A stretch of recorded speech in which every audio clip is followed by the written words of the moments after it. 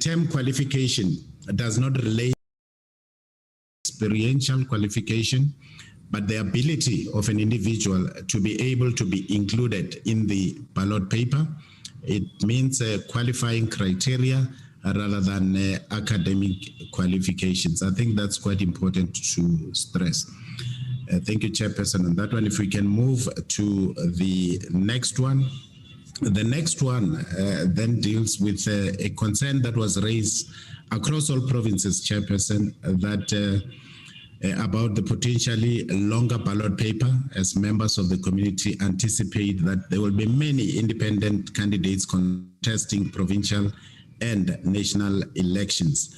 There were those that are totally in support, or those that are not totally in support of independent candidates to contest elections, argued that stringent measures of entry, such as the high number of signatures and the high deposit fee, would assist in addressing the challenge of a potentially longer ballot paper.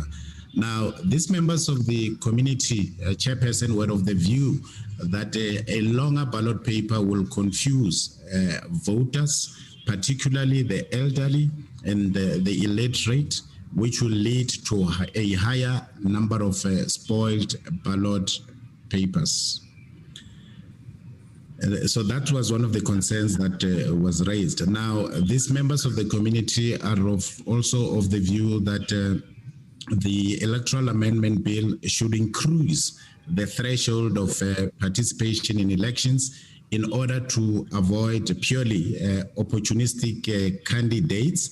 And further, they also argued that the result will be that small parties and candidates will occupy key seats that hold a balance in a legislature where no party gets over 50% of the seats. And some then argued that this will lead to an unstable and temporary coalition that could paralyze the government service delivery. And our response at the top, if we can scroll up, is that the criteria developed may assist in curbing the list of those who qualify. If we can move to the next one. The next one, Chairperson, in terms of clause number 6, and it emanated in all the provinces. Many submissions from the provinces agreed with the insertion of clause 6, and I think there was synonymous calling for harsher sanctions. This is really around the code of conduct. There were those that believed there should be harsher sanctions, including disqualifications for any political party or independent candidate who contravene the code of conduct, as well as more rigorous vetting of the qualifications of candidates and their support signatures. It was also recommended during the hearings that mechanisms be put in place for the public to report any violations of the code or the requirements for independent candidates stated in clause 431B. I think we've noted that comment is aligned to what is in clause number 6.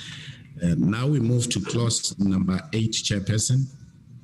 In clause number 8, in all the provinces where there are opposing views, Chairperson, there are two opposing views with regards to the payment of non-refundable deposit fee that must be paid by independent candidates. Now, the first view, Chairperson, which was primarily raised by people who identified themselves to be members of political parties, in particular the African National Congress and the Economic Freedom Fighters, argued that the deposit fee for independent candidates should be set very high and should be non-refundable. Now, if you look at this view, is that if the deposit fee is set very low, there will be many opportunistic or questionable candidates, and they believe that it will dilute voter participation if elections become too complicated with too many choices and higher numbers of spoiled votes. And those who support this view also believe that the deposit fee should be non-refundable. If we can scroll down, Advocate, so that people can follow. So this view is that or those who support this view also believe that this fee should be non-refundable and forfeited to the state as it is proposed in the Electoral Amendment Bill. And then, of course, there was another view. The second opposing view is that the deposit fee should be set very low so that no one should be excluded from contesting elections due to financial constraints. The school of thought argues that a very high deposit fee will limit political contestation to the elite few and exclude grassroots organizations, women and persons with disabilities who have community support but do not have the finances, particularly considering the country's current high unemployment rate and economy.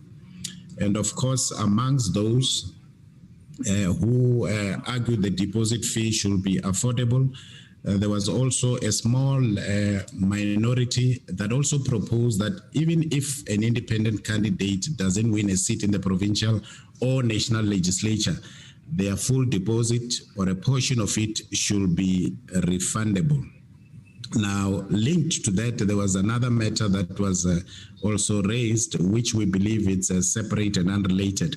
There was also a question that was raised as to whether the deposit paid was related or aligned to Political Party Funding Act. Now, let's then go back to our response on the first one. On the first one, we are of the view that the IEC chairperson will further develop regulations relating to the fee required. It may be very well that the deposit fee required may be equivalent to that paid by political parties. And we're of the view that delegating this function to the IEC as an independent institution will ensure that the fee is reasonable. And of course, the administration of the ballot paper will remain within the mandate of the Independent Electoral Commission. Now, the latter part of a concern that was raised, if you can scroll down, there was a question that was raised, Chairperson, as to whether the deposit paid was related or aligned to the Political Party Funding Act. And our response is that no, the payment of the prescribed deposit fee cannot be aligned or related to the Political Funding Act. The two, if you will note, are completely separated and unrelated. That's the first response. And then, of course, as a result of the Electoral Amendment Bill, there will be consequential amendments relating to the Political Party Funding Act to include independent candidates. So that's our submission on those two issues. We'll now move to Clause 11. Now, Clause 11, Chairperson, the key emerging issue across all the provinces was mainly on the contestation with regards to the allocation of seats in the National Assembly and provincial legislatures between independent candidates and candidates representing political parties. Now, the first school of thoughts agrees with the Electoral Amendment Bill proposal regarding the allocation of seats in the provincial and national legislatures.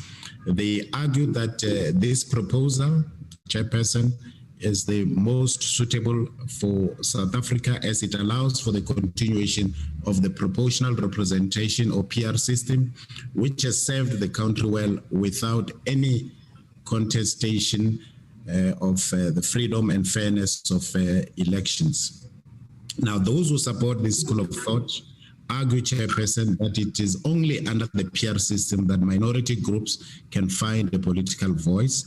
For instance, it will include small parties that represent minority groups are most likely to have a representation on the PR system. Now, then there was an opposing view, which was supported mainly by communities who identified themselves as not members of political parties, and they argued that the proposed seat allocation system is biased towards political parties.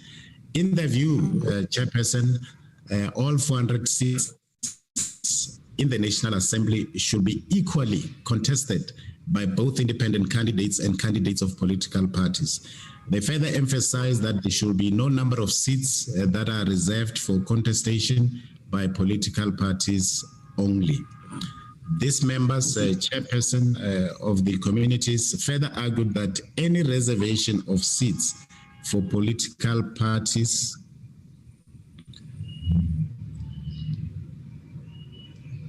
will be unconstitutional, as it will not only allow for an equal contestation as required by Section 19(3)(b) of the Constitution. For them, they argued that if voters want to be represented by 400 independent candidates, they should then be granted that opportunity. And then there were also submissions, Chairperson, calling for the proportion of regional versus compensatory seat to change from 75%, which translates to about 300, and 25% translating to about 100, respectively, from the 50-50 proposed, which is currently proposed in the amendment bill. And they argued that that is as per the Van Zyl-Slabbert report.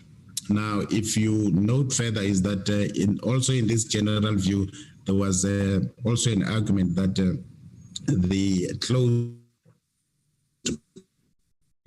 list must be scrapped in favor of an open list because it does not add value in electing a representative. Now, if you look at clause 11.3, on the required number of candidates, they further argued that there were two submissions that believe that this should be dealt with as a matter of compliance prior to an election, rather than the complicated procedure concerning the forfeiture of seats, which is dealt with in clause number 11.16. I thought it's important to relate exactly the issues that were raised. Now, if you go to the top, where our response is provided for as informed by legal counsel, the reality is that, Chairperson, independent candidates are not political parties.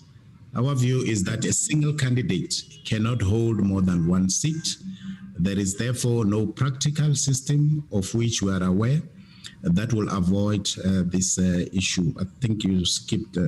And then further, an independent candidate, if they choose to run as an independent candidate rather than forming his or her own political party, if we scroll down, in doing so, they accept, he or she accepts, Chairperson, that he or she can only be elected to a maximum of one seat.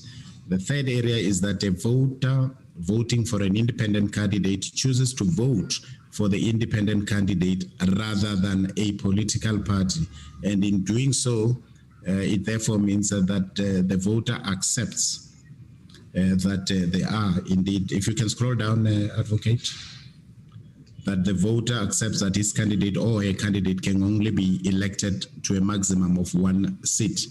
And then there can accordingly be no complaint of prejudice or unfairness by the independent candidate or the voter.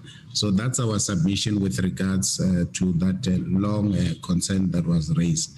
Now, the next one then deals with the regional seats. The main issues raised on this clause, which cuts across the provinces, is that the term regional seats, we dealt with it right at the beginning. There seems to be an issue that it is confusing in this regard. And then those who are opposed to this term argued that regional seats should be replaced by constituencies. They argued again, Chairperson, that the Electoral Amendment Bill should adopt the same proposal that was made by the Van Zyl-Slabbert report, supporting supporting the option 2 of the Ministerial Advisory Committee and Honorable Likota's 2020 private members bill. If we can scroll down, and you will note that in the hearings there were suggestions that ranged from 66 to 200 constituencies. Of emphasis is that independent candidates and political party candidates must compete for the votes in their constituencies without reserving seats for political parties. And then there was that concern that was also raised in the bill. The proposed 9 regions will require 82,000 or 5.5% of votes for each independent candidate's seat, compared to the 40,000 in the last elections, and they indicated that this was unfair if you were to compare them with other activities.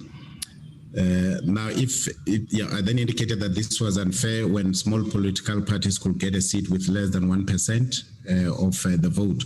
Now, further support for this view also called for more extensive review of the system as indicated, and then concerns that or issues that were raised were, for example, the call that was made by former President Mandela when he left office in 1999 for a review of the electoral system. And then they also recalled that in 2002, President Mbeki established a task team led by Van Zyl Slabbert to examine electoral reform, and the team called for a more accountable system which would have combined constituency-based representation by voting for a specific individual and proportional representation known as a mixed system. Again, they then indicated that in 2006, Parliament had appointed an individual panel to assess the electoral system, and they found it in need for which found that there was a need of electoral reform. And their view was that since 2006, the last of the 4 investigations confirming the need for electoral reform, and that no concrete action had been taken in 16 years ago, in addition to some political parties that have held office since 1994. So these are some of the issues that were raised. Then there was an alternative proposal that was raised for the calculations of regional seats, which was made.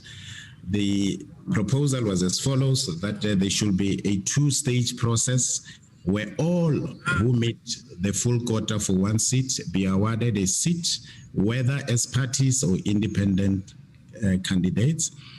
Once no one is left who is entitled to a seat based on the meeting, then the full quota threshold, meaning that the seats should then be given to the parties that have the highest average of votes per seat won. So there's a lot of detail that's provided in terms of that issue that was raised. Then there was another concern that was raised across provinces around the discarding of votes. Advocate, if you can scroll down to the bottom part. Yeah, there we go. So there was another concern that was raised across provinces with regards to discarding votes once an independent candidate meets the threshold for a seat.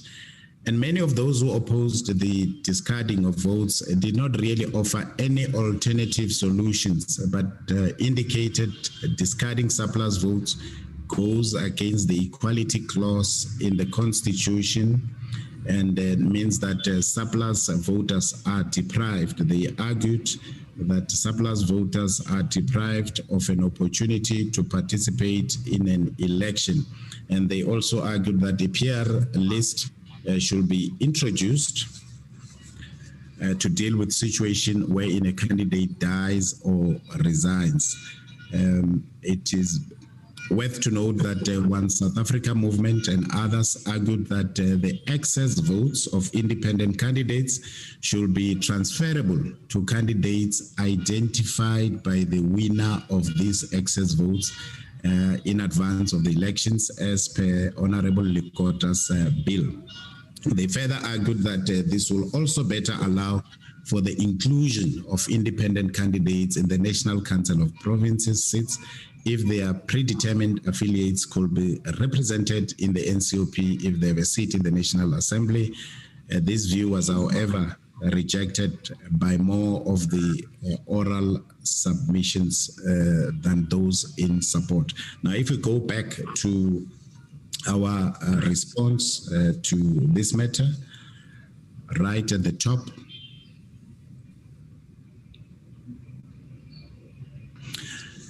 our response is that there are 400 seats in the National Assembly, and then the first 200 seats, as proposed in the amendment bill, is that the first 200 seats are elected from each of the 9 provinces or regions, and that the remaining 200 seats are compensatory seats that are designed to achieve the proportional representation required to be achieved by Section 46(1)(d) of the Constitution. Chairperson, it is also correct that the independent candidates may only be elected to occupy the 200 regional seats as stated in the amendment bill. If we scroll down,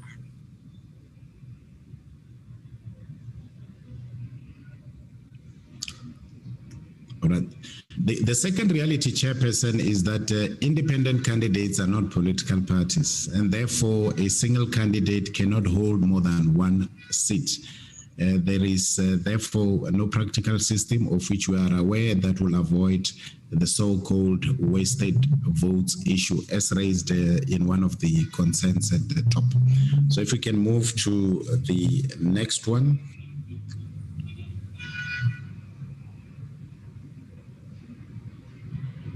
Thank you. Again, Chairperson, I think this is the last one. There was a concern that was raised around vacancies. And again, there were two opposing views on this clause. The first view, which was raised by those again who identified themselves to be members of political parties, was to support the proposal of the Electoral Amendment Bill that vacancies that are left by independent candidates should be left vacant until the next election. Their rationale, Chairperson, for supporting this proposal is that the country will be in perpetual elections, which then disturbs the service delivery, and it's very costly as political parties. If we can scroll down.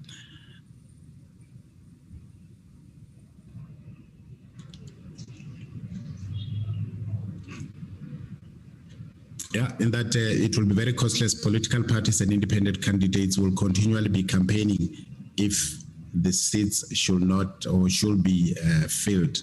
Now, we've provided a response that's supported by Council, and our view is that it will be utterly impractical, Chairperson, and an unjustified financial strain on the fiscus, but also on the ability of the states. If you were to imagine that every time there's a vacancy, you then have to have an election for the state to govern, to similarly provide for a replacement of the independent candidate through a by-election.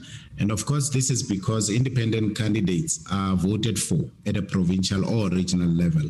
Now, as a result, the by-election will have to be organized at a provincial or regional level every time there is a vacancy in the National Assembly. Chairperson, that then ends our submission with regards to concerns or issues that were raised during the public hearings and also is contained in the report that you have shared with us. Thank you so much. Back to you, the Minister.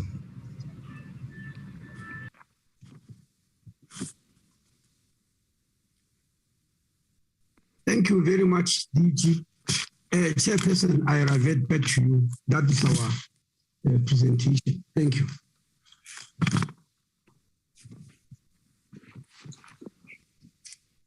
Thank you very much, members. The chairperson has indicated that he is having some challenges with network, and if it happens that he doesn't speak, then I should continue then with the meeting.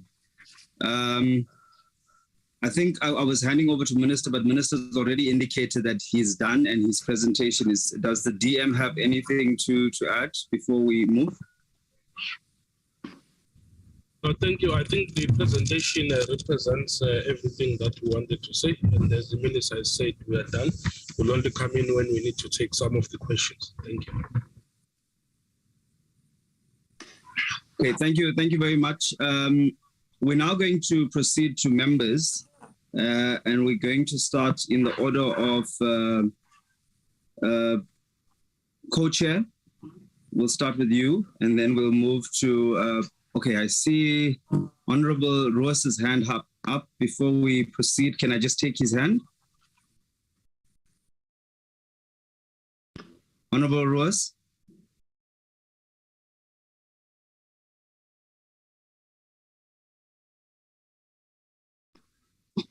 Honorable Roos, is that an old hand?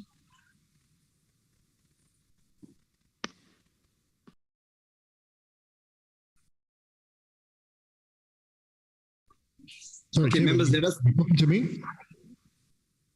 Yes, Honorable Ross, you had your hand up. I thought you wanted to raise something before we proceed. Oh, no, Chair, sorry, I just lost my signal. That's why. No. Thank you very much. Members, there seems to be a challenge with the MTN network. I've also been able to establish that, but we're going to proceed. I'm going to start with Honorable Lizal, Co-Chair. Honorable Minister.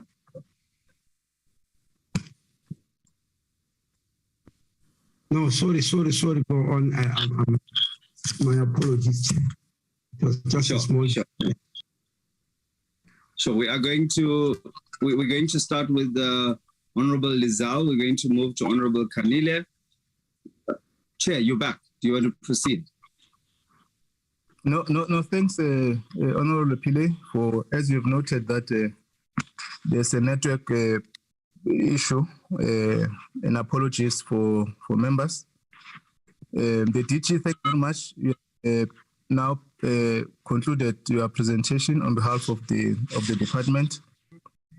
We will start with the understanding was that after the DG, the minister will comment and the DM, unless we take another approach to invite members for comment, and then they'll respond to that.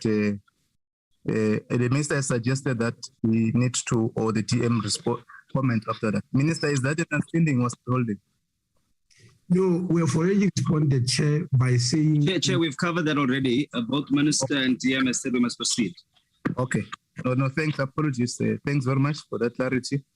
We'll move on that line. We'll invite Honorable Lizel.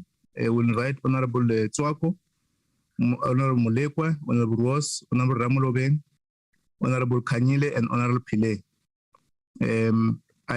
I'm not sure whether Honorable Tito and Honorable Lokwase and Veteran Lupota are in attendance. I can't see them on the notes, but Matonsi will indicate to us in that order. Co-Chair, Honorable Lizette. Yeah, thank you very much, Chairperson. Thank you very much to the DG, the Minister, and the DM for the presentation. I don't have any questions of clarity. I think the department's position is very clear. However, I want to make the point that, of course, I think all of the issues that were raised during the public hearings had merit. For example, I think, the issue of the discarded votes, as much as we hear the reasoning that, of course, an independent candidate cannot transfer votes, there were solutions or possible ideas put forward by people in terms of how they want us to deal with that.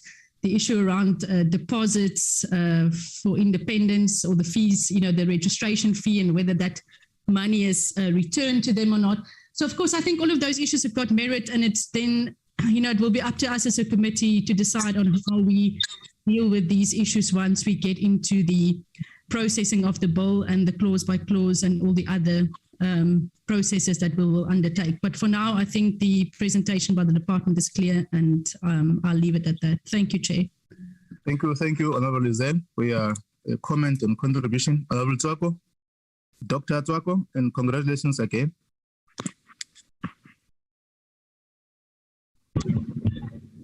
Thank you very much, Chair.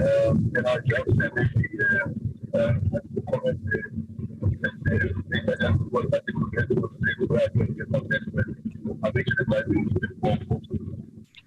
Your network is a bit, I think you can get a proper space, Honorable Tswako.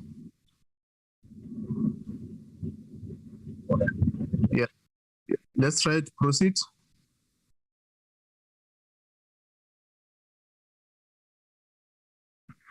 Honorable Tswako. Okay, can you hear me now, Chair? Sorry. Yeah, you are better now. Okay, no, I was just saying that also it's not time to attend that.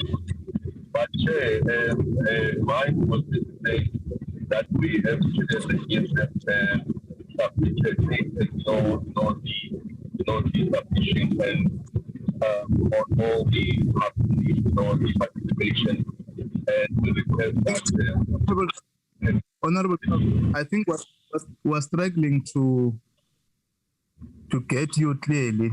I'm not sure how you are going to assist that. so that you're audible. Yeah, I'll call you again. Let me go to, just find the space there. Honorable Mulekwa.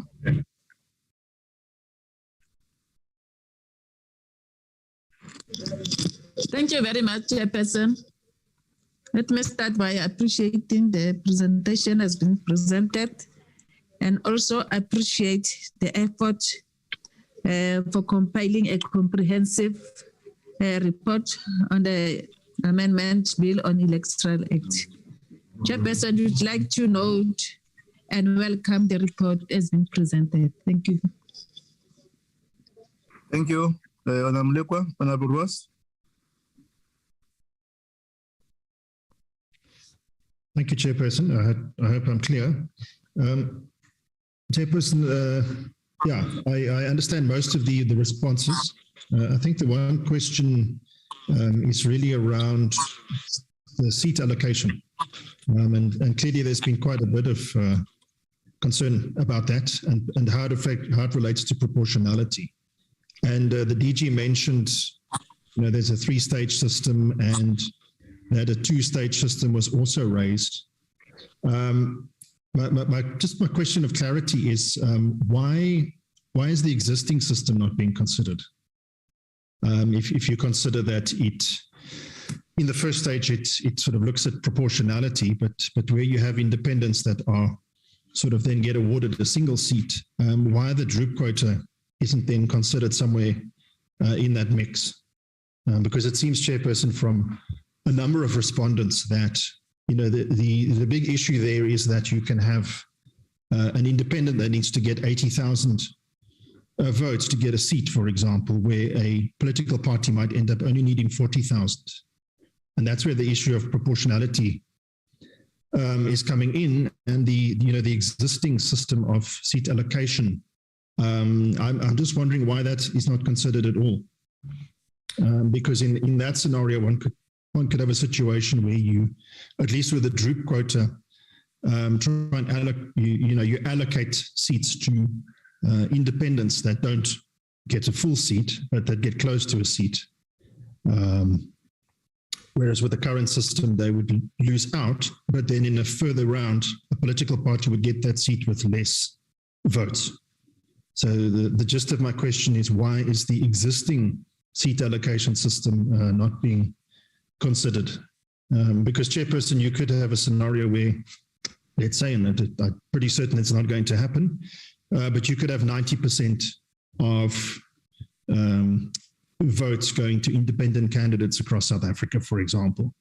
And then you'd have a situation where literally they would then only be able to get half the seats in Parliament.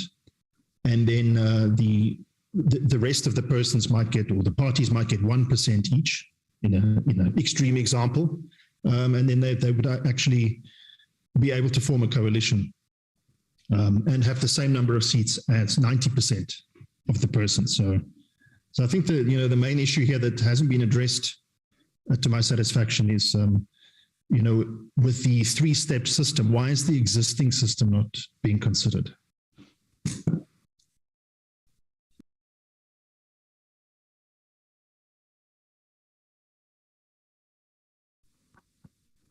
Thank you, Honorable Ross, for your contributions.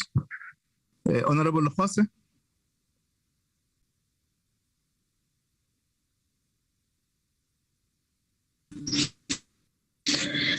Thank you very much, Chairperson. Chairperson, I actually recommend, but would like to say, let's note the report and send it as a portfolio committee to the legal team of Parliament for at a later stage. Thank you, Chair. Thank you. Let me try Honorable Tswako.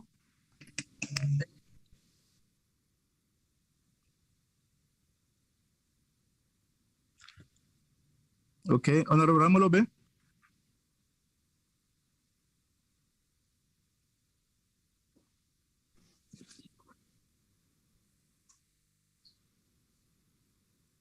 Honorable Kanyile.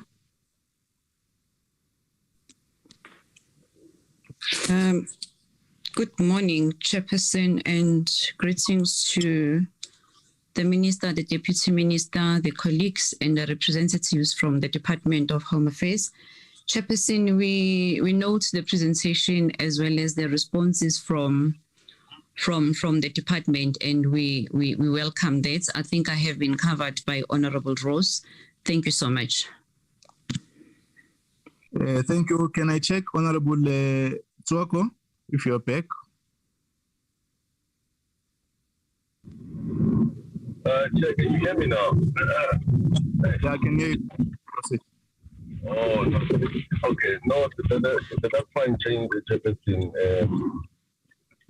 We would like to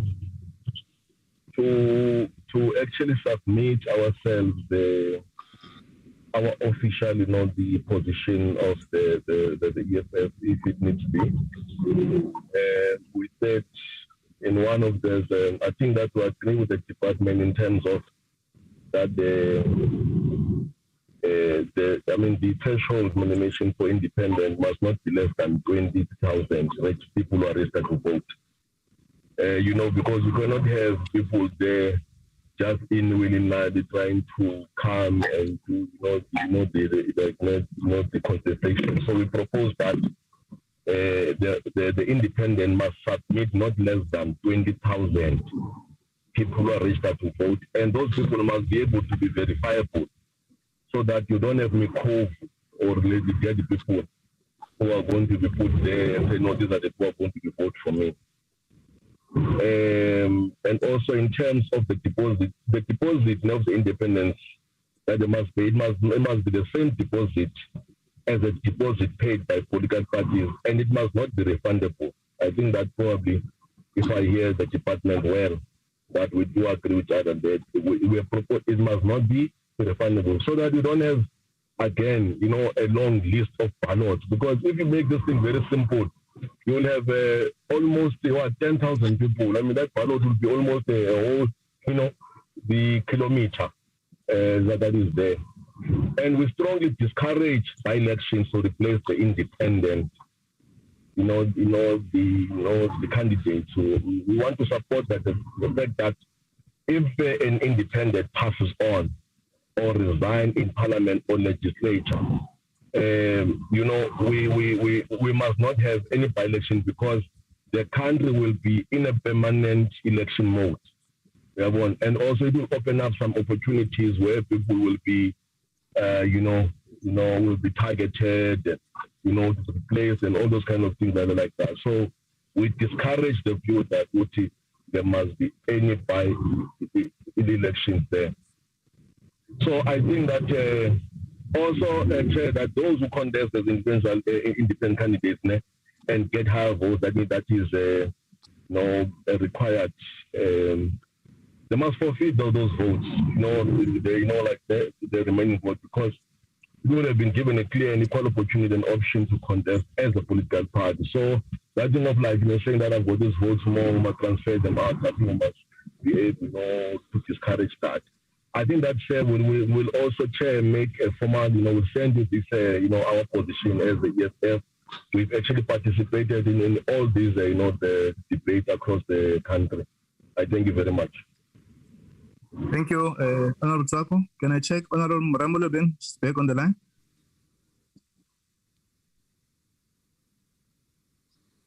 Honorable Pile. Thank you very much, Chair. I think, Chair, firstly, let me just say that we note the report, and we also must applaud the responses that we've received in terms of comments. Chair, there's just two minor things that I want to perhaps suggest. The one is on clause, I'm just going to open that clause, where we talk about an individual voting for an independent. I think it's clause 11. Yes, clause 11. That we should also add the word collective, because one of the submissions that were being made when it comes to this surplus votes, or inverted commas wasted, because we are not saying wasted, it's what they were saying when they were submitting, that it's wasted votes. But the submission was that the votes should then be moved to a next independent. And the response or the argument should be that not just political parties, but they're not voting for a collective. When a voter votes for an independent, they are voting for an individual, not a political party and not a collective. They've decided to vote for a person, not for more than one person. So you can't then transfer votes to anyone else. And then the other point is to add the word ballot booklet, because it came out in many of the hearings where in terms of the filling of vacancies and also in terms of the ballot being too long, that in order to have, the reason for criteria or to make sure that there is some kind of qualifying criteria is to ensure that you don't have a long drawn out process. One was that the ballot doesn't become a ballot booklet.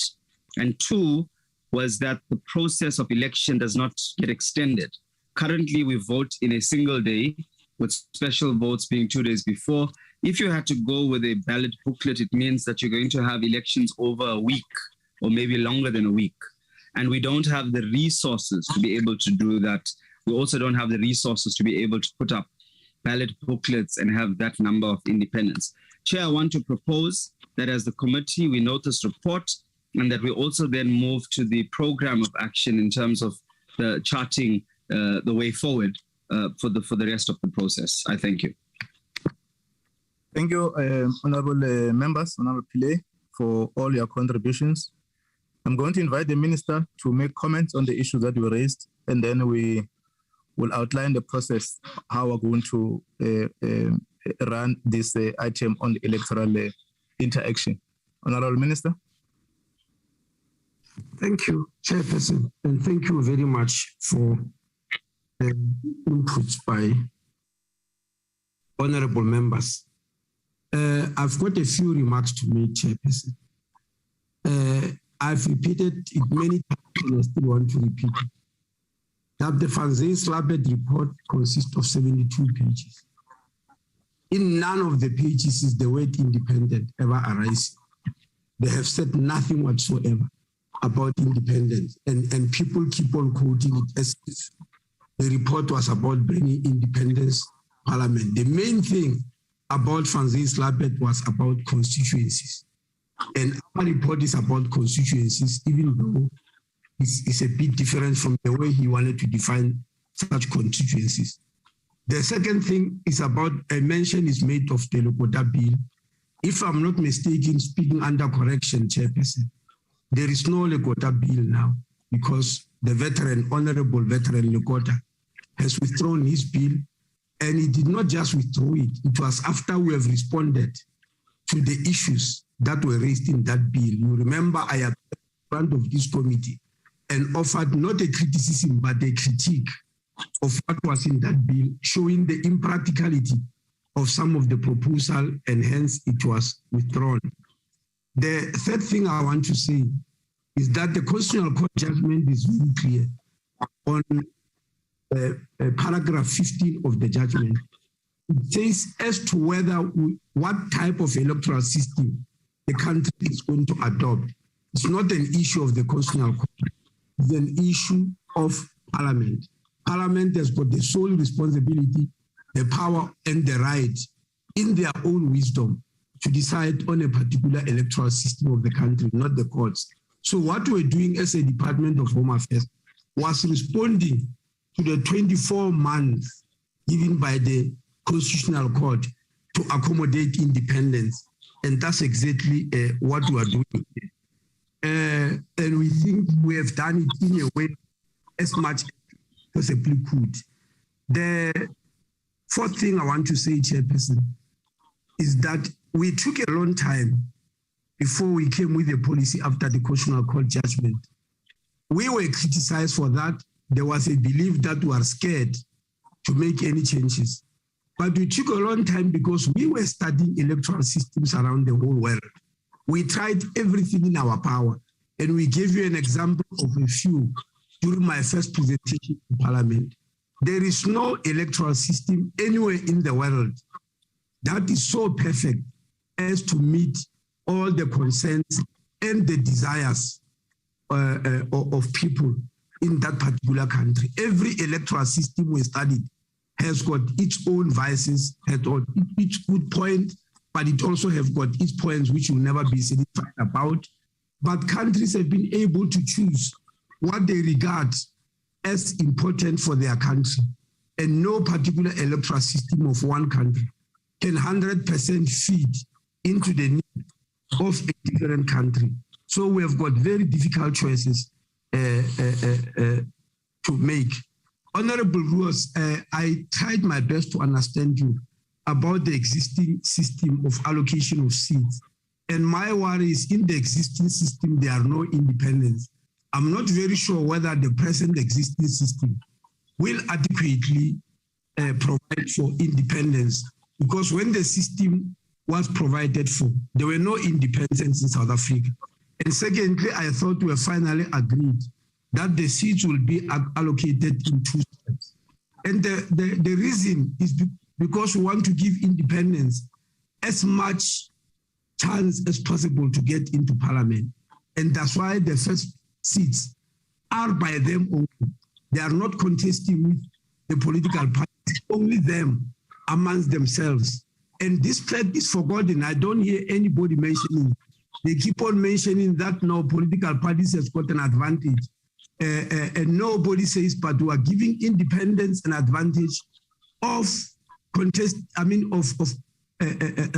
being allocated seats alone without any political party getting anything.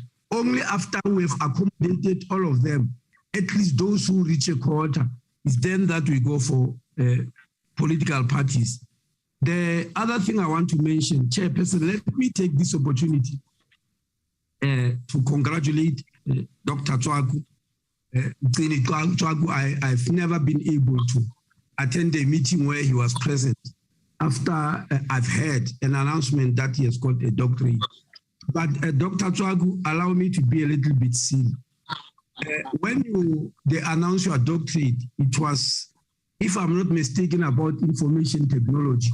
But I noticed that every time we've got this session, you struggle to connect, because not because you don't know how to, but you're always in an area where there's no connectivity. Can I propose that we end that irony, so that every time we've got a portfolio, look for another area, because we are missing your inputs all the time. It's not the first time that you meet your inputs because of connectivity. But anyway, that was just by the way. I was just becoming silly. I'm very proud of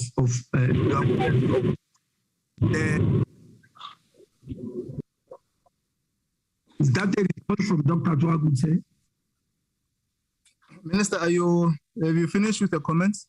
No, I'm seeing that is on the screen. I thought you wanted to say something, but I was just saying, look, I really heartily congratulate you. The first time you told that he has got qualification in this area, when we were at the government printing works, I really didn't understand fully what you meant. I now understand. That's why I'm heartily congratulating you. The last issue, Chairperson, I want honorable members to remember the steps that we took until we arrived here where we are.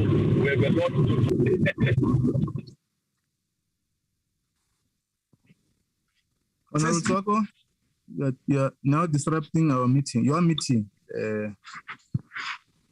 Minister, proceed. Yeah, firstly, as I said, we took a long time starting electoral systems around the whole world. We came up with a policy which we presented to cabinet, and the cabinet allowed us to bring it to parliament. We presented in front of this portfolio committee. I then decided as a minister, with your support, to choose a ministerial task team, which was led by Honorable Vali Musa. I want to state in that report, Chairperson, if you revisit it, there's a paragraph where they said after they went to the constitutional hill to call political parties, members of the public and stakeholders to make their presentation, they clearly stated in that report that there was no emerging sufficient consensus. That meaning among political parties and stakeholders, there was no emerging pattern on exactly what type of system do we need to adopt and what type of policies. it reminded me of the early days of CODESA, where we're making consensus by what we call there is sufficient imaging consensus, we can go forward. That report clearly said there is no sufficient imaging consensus. And that is why among themselves, they also came with two options. And we took one of the options and we ran with it. That's where we are today. I just thought it's important to remind everybody about doing something. Thank you very much. Thank you, Minister. DM, is there any other matter you want to comment on? No, nothing. Okay, thank you very much, Minister and your team and honorable members. This was a process to get responses from yourselves, the minister and your legal team, on the issues which have emerged in our consultation or engagement with various stakeholders. And it does not constitute, or the comments of the members does not constitute the resolve of the committee at this stage. It's a process that will assist the committee to interact with these matters as we move forward. And also at a particular stage, we may also call back the Home Affairs to deal with certain issues. Secondly, just for correction, so that it does not seem, it does not go out as an affirmation of the committee. The private members' bill of Honorable Veteran Lekota was not withdrawn by Veteran Lekota. The private members' bill was presented before the committee and were interacted with it. We've also requested the minister to comment on it, and there were some of the issues which Veteran Lekota had to agree on it on the views or submission of the minister.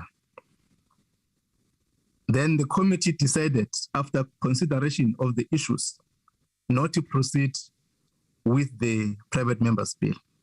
So the clarity that I want us to recollect on our minutes and notes, so that it doesn't get into records that Honorable Lekota withdrew the private members' bill. We did deliberated on it, and the committee did consider not to proceed with the private members' bill and proceed with the executive Electoral Amendment Bill. So that is a matter that I wanted us to get clarity on. The third point is that we're going to request Mr. Matonsi to just highlight the items, the revised program, so that we understand how we're going to run on this process in terms of interacting with it until at the time the committee is going to take a decision and submit a report to National Assembly. Mr. Matonsi, I'm going to allow you this opportunity to just take the meeting on a revised program.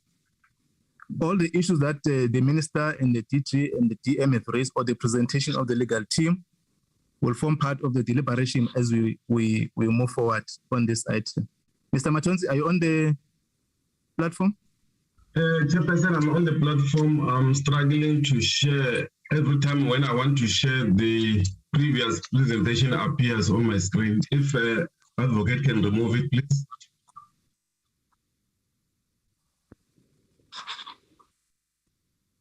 Advocate.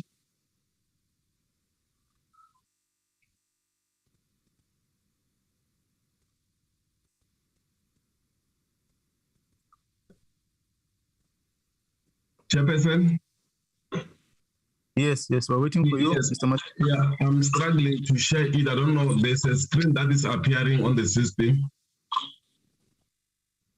I'm not sure if it's the screen that was done by Advocate Malakate. But Chair, instead of wasting time, can I go through it without sharing it? It will be important because so that the public and all stakeholders understand fully how are we going to interact on this matter. Advocate Malikani, can you assist each other to remove the screen which it was? Who are the? Yes.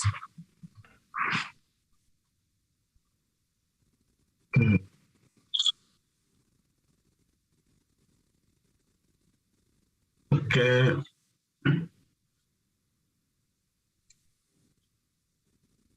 Are you able to say it, Chairperson? Yeah, just increase the. Is this the reverse? Is the second tab program? Are you able to say it? No, can't see. Just increase the, so that you are able to talk to it, and then just increase the, so that we're members. Oh, okay, Chairperson. If you are able to see it, I'll start from the 6th of May, because for next week Tuesday we'll be dealing with the APP and the budget of the IEC and the government printing work. So we won't be dealing with the bill next week on Tuesday, but on Friday, as indicated earlier on, the legal service will also respond on any constitutional issues or legal issues that could be identified in the report that was responded to by the department. That will be on Friday, 6 May. And then on 10 May, which is on a Tuesday, then after today's meeting and next week Friday's meeting, the content advisor will still further consolidate the report that was done today, and then that report will be considered by the committee and adopted. That will be on the 10th of May. And then I will also do the motion of desirability before we start with the issue of deliberations. And then from there, if there's enough time, and then we'll also start deliberating on the bill. And then on the 13th of May, we'll also be deliberating on the further deliberation on the bill. And then on the 7th, not on the 17th, on the 18th of May is consideration and adoption of the A list and the amended B bill. And then we finalized the bill on the 24th of May. We extended it because there are certain issues. It was supposed to be on the 18th, but now we have moved it to the 24th of May. Chairperson, I want to indicate that if you recall in the earlier program, we also wanted the IEC, and you also mentioned in today's meeting that the IEC should also respond. But I think like we discussed in the last meeting during MENCO, we need to schedule the issue of the IEC. When will the IEC come back to brief the committee or to comment on the bill before we start with the deliberation or after the deliberation, Chairperson? That's all what the problem entails at the moment. No, thanks very much. I wanted us to outline the process we're going to engage on, and just to re-emphasize that the committee at this stage has not begun to deliberate on the Electoral Amendment Bill. We're receiving responses or comments on all the submissions were made to the committee, so that we are one in terms of the process that the committee is going to take and afford the committee to deal with. The second point is that this program may change because we're going to, that three issues are related to the IEC, which we ought to do further consultation and effect on the program. The first one is the report of the local government elections, that this committee still has to factor it. The second one is the referral of the report.